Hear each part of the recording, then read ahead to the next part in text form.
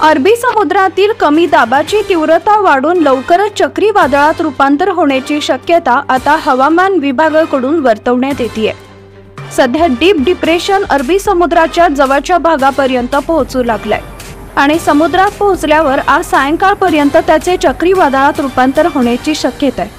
हे चक्रीवादळ आपल्या किनारपट्टीपासून दूर जाणार असल्याने राज्यावर त्याचा थेट परिणाम होणार नाही। सहसा मान्सून दरम्यान चक्रीवादळ तयार होत नाही, परंतु हे कमी तीव्रतेचं चक्रीवादळ थोड्या कालावधीसाठी होण्याची शक्यता आहे। हे चक्रीवादळ पश्चिमेकडे जाईल आणि ओमानच्या दिशेने सरकेल।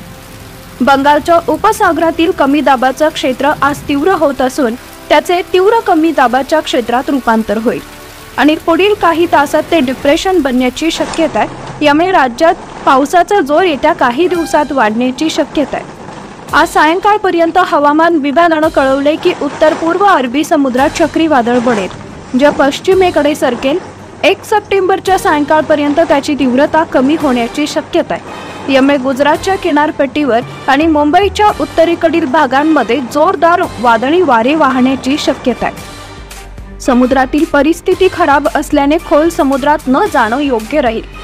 दरम्यान तुमच्या जिल्ह्यातील हवामान अंदाज पाहण्यासाठी डिस्क्रिप्शनमध्ये हवामान व्हॉट्सअप ग्रुपची लिंक दिली आहे। आत्ताच आमच्या व्हॉट्सअप ग्रुपमध्ये सामील व्हा। धन्यवाद।